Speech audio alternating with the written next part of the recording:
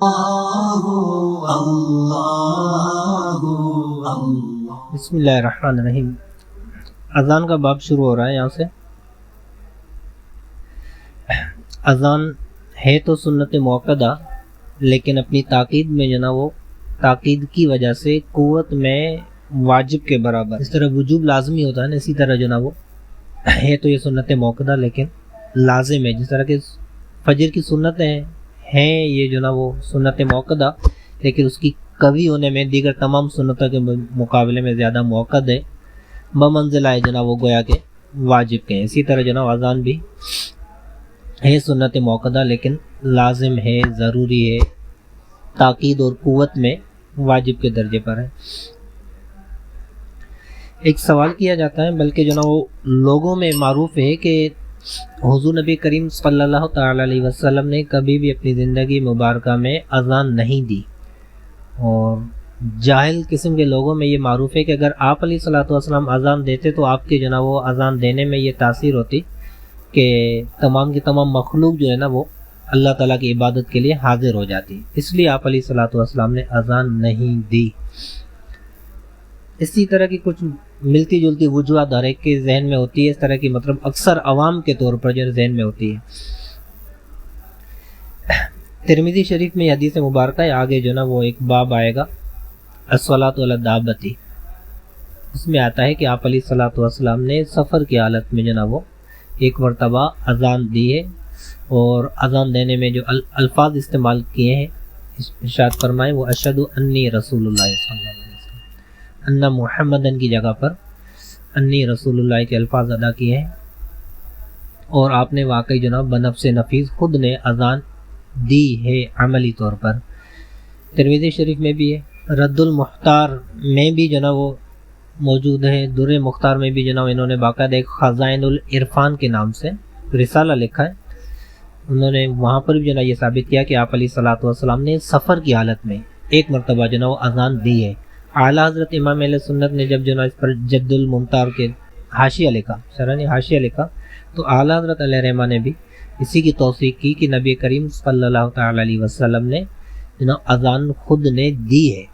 یہ جو مشہور ہے کہ آپ علیہ الصلوۃ والسلام نے اذان نہیں دی، یہ غلط مشہور ہے، بلکہ آپ علیہ الصلوۃ والسلام نے خود نے اذان دی ہے۔ ریکارڈڈ جو اذان ہوتی ہے ٹی وی وغیرہ پر چلتی ہے، ایک تو ہے کہ اس کا جواب ہے یا نہیں ہے، اس کا جواب نہیں ہے۔ اذان اسی کا جواب ہے کہ جو جناب وہ بندہ خود دے رہا ہو، ریکارڈڈ جو اذان چلائی جاتی ہے، ریپیٹ کی جاتی ہے، تو یہ جناب اس کا جواب نہیں ہے۔ جواب وہی ہے کہ جو مؤذن اذان دے اسی کا جناب وہ جواب دیا جائے گا۔ کیا اسی ایک اذان پر اکتفا کیا جائے، پورے جناب وہ شہر پر جامع مسجد میں اذان دے دی جائے، کیونکہ اذان کا لغوی معنی ہی اعلان کرنا ہے، جب اعلان ہو گیا تو بس کافی ہے؟ ایسا بھی نہیں ہے، ہر ایک جگہ پر جہاں جہاں پر بھی نماز کی ادائیگی ہے تو وہاں پر علیحدہ سے اذان کا ادا کرنا یہ سنت موقدہ رہے گا ہر ایک جگہ پر۔ اس کے مقاصد ہیں، اغراض ہیں، ایک تو یہ کہ جناب وہ شاعر اسلام کا اظہار کرنا، تکبیر تحریمہ، نماز کا ادائیگی، یہ شاعر اسلام ہے، اللہ تعالیٰ کی وحدانیت، نبی کریم علیہ الصلوۃ والسلام کی رسالت، نماز کا قیام، یہ جب شاعر اسلام ہے تو اس کا اظہار کرنا سب سے بڑا مقصد تو یہی ہے، کھلم کھلا ہم اعلان اس کی اسپیکر پر بلند آواز کے ساتھ اپنے اسلام کے بنیادی شعار کا اظہار کر سکیں۔ پھر یہ کہ اللہ تبارک تعالیٰ کی طرف سے جو سب سے اہم اور پہلا فرض ہے نماز کا، اس کی جب ادائیگی کے لیے لوگوں کو جمع کیا جائے، مقام اور وقت کا اعلان کیا جائے، تو ان اغراض کی بنا پر جناب یہ ہے تو لغوی معنی اذان کا اعلان ہی، لیکن جناب یہ سنت موقدہ ہے، اور ان اغراض کی بنا پر جناب اس کی تاکید سخت فرمائی گئی ہے۔ یا دوسری بات یہ کہ اذان دینے کا محل اور مقام عام طور پر ہمارے یہاں ہوتا یہ کہ جناب مساجد میں اذان دی جاتی ہے۔ مساجد میں اذان دینے کے بارے میں فقہاء نے منع فرمایا ہے، نہیں کے الفاظ کے ساتھ ہی کہا ہے کہ نہیں دینی چاہیے، نہیں دی جائے گی، ممانعت کے نہیں کے الفاظ استعمال کیے ہیں۔ بعض لوگوں نے مطلقاً مکروہ لکھا ہے، اعلیٰ حضرت امام علیہ السلام نے باقاعدہ جناب اس کی تفصیل لکھی ہے، اور اس میں جو نا ممانت کے تمام فقہاء کرام کے اقوال لکھے ہیں. فتح قاضی خان ہو یا بدائع ثنائے ہو یا پھر جو نا وہ اپنے حاشیہ طحطاوی ہو، رد المحتار ہو، عالمگیری ہو، فتح القدیر ہو، ان تمام کتبوں کے جو نا وہ حوالے اور عبارت دے کر کہا کہ جو نا فقہاء نے منع کیا ہے اور نہیں کے ساتھ منع کیا ہے، اور بعض لوگوں نے مکروہ لکھا ہے اور مطلقاً مکروہ لکھا ہے. اور ہمارے اسلاف کا انداز یہی ہے کہ جب مطلقاً مکروہ لکھا جائے تو وہاں پر جو نا وہ قرأت تحریمی ہی ہوگی، لہذا ممانت تحریمی ہوگی اور سختی سے ممانت ہی رہے گی. وجوہات اس کی کافی ساری ہیں. ایک تو وجہ یہ کہ جناب دیکھیں یہ گویا کہ اللہ تبارک و تعالیٰ کے بارگاہ میں حاضر ہونے کا اعلان کیا جا رہا ہے. جب اللہ تعالیٰ کی بارگاہ میں اس کی عبادت کے لیے حاضر ہونے کا اعلان کیا جاتا ہے، دنیاوی دستور کیا ہے؟ کیا دنیاوی دستور کے مطابق کسی بادشاہ کے پاس حاضر ہونے کے لیے جب اعلان کیا جاتا ہے تو وہ اعلان کیا بادشاہ کے دربار کے اندر کیا جاتا ہے یا باہر کیا جاتا ہے؟ بادشاہ کے دربار کے اندر اعلان کرنا تو یہ تو بادشاہ کی توہین ہے، اس کی بے ادبی ہے کہ اس کے سامنے آواز کو بلند کیا جا رہا ہے، وہاں پر چیخا جا رہا ہے، رڑیاں کی جا رہی ہیں، تو یہ بادشاہ بھی ناپسند کرے گا اور یہ بے ادبی اسی کی ہے، توہین ہے. اصل مقصد حاصل نہیں ہونا. اصل مقصد یہ ہے کہ جو نا جن کو بلانا ہے وہ تو باہر ہے، ان کو حاضر ہونے کے لیے بلایا جا رہا ہے، اعلان کیا جا رہا ہے، آواز دی جا رہی ہے، تو جہاں پر وہ موجود ہیں تو وہاں پر جو نا یہ کریں نا. ایک روایت کے مطابق جو نا وہ مسجد نبوی میں نہیں، حضرت عثمان غنی رضی اللہ تعالیٰ عنہ کے دور میں جمعے کی اذان بازار کے ایک دکان کی چھت پر دی گئی تھی. اذان اول جو دی گئی تھی وہ دکان کے چھت کے اوپر بازار میں دی گئی تھی جہاں پر لوگ زیادہ ہیں، تو جا کے ان کو پتہ چلے کہ بھائی نماز کا وقت ہو چکا ہے، اور پھر جو نا وہ دکانیں بند کر کے پھر جو نا وہ اس اذان کو پھر جو نا وہ مسجد کے جو مینارے میں پھر جو نا وہ لے کے آیا گیا کہ پھر یہاں پر جو نا اذان دی جائے گی. مینارہ ظاہر ہے مسجد سے خارج ہی ہوتا ہے، مسجد میں شامل نہیں ہوتا، مسجد کے اندر داخل نہیں ہوتا، مسجد کے خارج ہی ہوتا ہے، تو وہاں پر اذان دی جاتی ہے. پہلے کیونکہ ساؤنڈ سسٹم تھے نہیں تو مینارے میں جو نا اوپر جا کر مینارے میں کھڑکیاں بنی ہوتی تھی، وہیں کھڑکیوں سے جو نا وہ منہ نکال کر اذان دی جاتی تھی تاکہ جو نا آواز دور تک جائے اور دور تک پھیلے. تو اصل مقصد جن لوگوں کو بلانا ہے، جن لوگوں کو جو نا وہ پکارنا ہے نماز کے لیے، جو نا جن کو آواز دینی ہے، تو ان تک آواز پہنچانا مقصود ہے. تو ان کو بلانے کے لیے آواز تو باہر دی جائے نا جہاں پر وہ موجود ہوں، تو مسجد کے اندر اذان نہیں دی جائے گی، یہ فقہاء نے منع کیا ہے. بادشاہ کو درباروں کے علاوہ جو نا اگر یہ اپنے موجودہ دور میں کورٹوں کا نظام دیکھا جائے نا، وہاں پر بھی اگر جج کے پاس کسی کو جو نا مدعی کو، مدعا علیہ کو کسی کو بلانا ہوتا ہے، آواز باہر دی جاتی ہے، ہاں بھائی فلاں بندہ حاضر ہو قاضی کے پاس. تو قاضی کے پاس جو حاضر ہونے کے لیے جو نا وہ بندے آتے ہیں یا ان کے بارے میں اعلان ہوتا ہے، آوازیں دی جاتی ہیں، تو وہ باہر دی جاتی ہیں جہاں پر وہ لوگ پہلے ہی منتظر ہوتے ہیں، موجود ہوتے ہیں. تو اصل مقصد یہ ہے کہ وہ جب شہنشاہ ہے، وہ بادشاہوں کا بادشاہ ہے، جب اس کی بارگاہ میں حاضر ہونے کے لیے اعلان کیا جا رہا ہے تو اس کے گھر کے اندر جو اعلان کیا جائے، جہاں پر ان لوگوں تک جو نا آواز دینا پہنچانا مقصود ہے، تو پھر ان لوگوں تک آواز پہنچائی جائے، لہذا خارج مسجد ہی اذان دی جائے گی. اب یہ جب اعلیٰ حضرت امام علیہ سنت نے یا دیگر جناب حضرات نے کہا کہ بھائی فقہاء نے نہیں کے الفاظ استعمال کیے ہیں، اب یا بعض لوگ جو نا فقہاء نے مکروہ کہا ہے لیکن جو نا مطلقاً کہا ہے، اس کی وجہ سے بعض لوگ اس میں جو نا وہ تخفیف لے آئیں گے یا لے آتے ہیں. ٹھیک ہے، اختلاف کی گنجائش ہے دلائل کی بنیاد پر، بغیر دلیل کے ایسے ہی جو نا وہ ان تمام کے تمام دلائل کا انکار اور رد نہیں کیا جا سکتا. اگر کوئی فقیہ اور مفتی کوئی جو نا وہ دلائل کی بنیاد پر اس معاملے میں اختلاف کرتا ہے اور مسجد کے اندر جو نا وہ اذان کی جو نا وہ رعایت دیتا ہے، اجازت دیتا ہے، تو دے سکتا ہے، لیکن علمی طور پر اختلاف کر کے. عوام میں جس طرح کی معروف ہے نا کہ نہیں بھائی مسجد میں اذان منع کر رہے ہیں، ہم تو شروع سے دیکھتے آ رہے ہیں، سنتے آ رہے ہیں، اسی طرح ہوتا ہے، یہ تو ظاہر غلط انداز ہے. تو اس انداز کو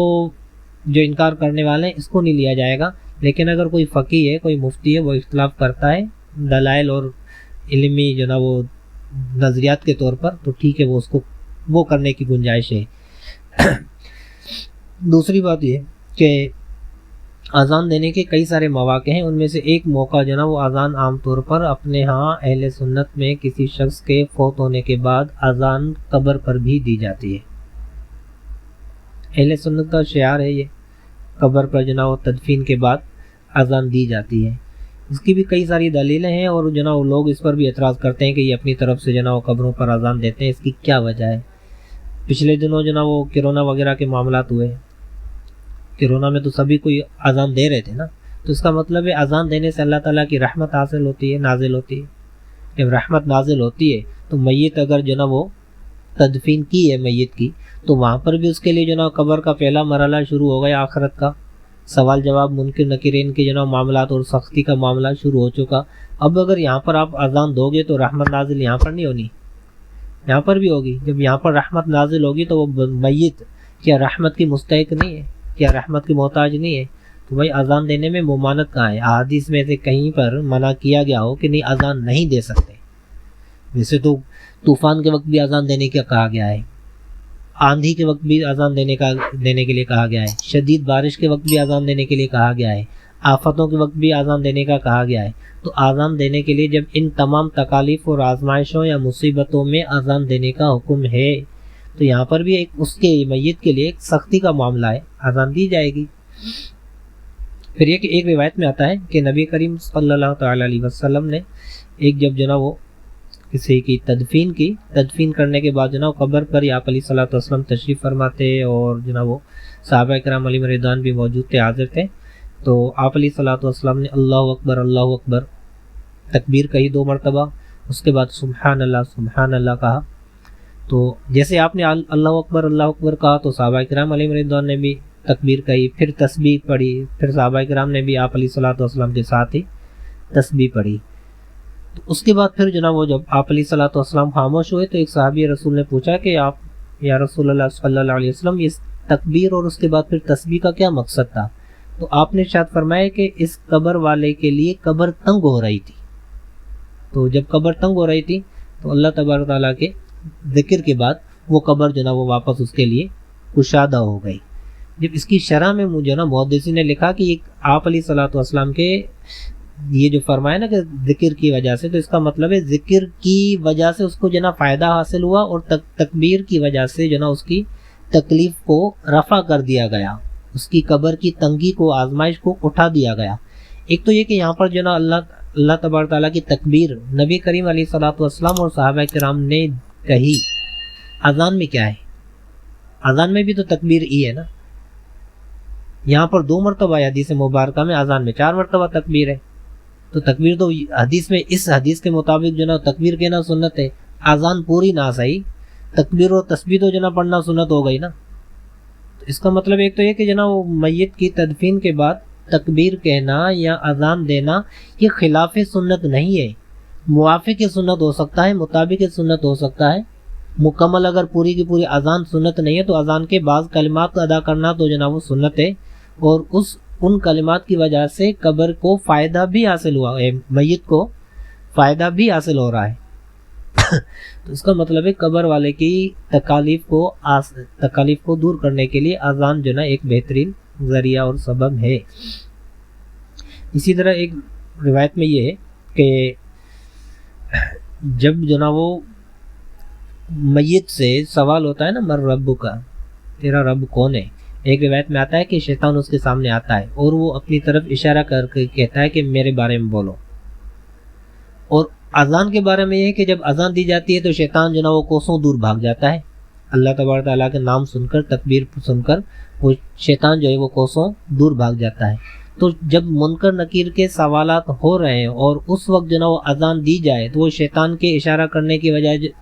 بجائے اذان کی وجہ سے شیطان بھاگ جائے گا۔ جب شیطان بھاگ جائے گا تو اس کے جو نا وہ جوابات دینے میں آسانی ہو جائے گی۔ تو اس کے کئی سارے مقاصد اور اغراض موجود ہیں، اور صحیح اغراض موجود ہیں، جس کی وجہ سے جو نا اذان کی وجہ سے میت کو فائدہ حاصل ہوتا ہے۔ لہذا قبر میں تدفین کے بعد قبر پر اذان دینا خلاف شرع نہیں بلکہ عین مطابق شرع اور مفید میت ہے۔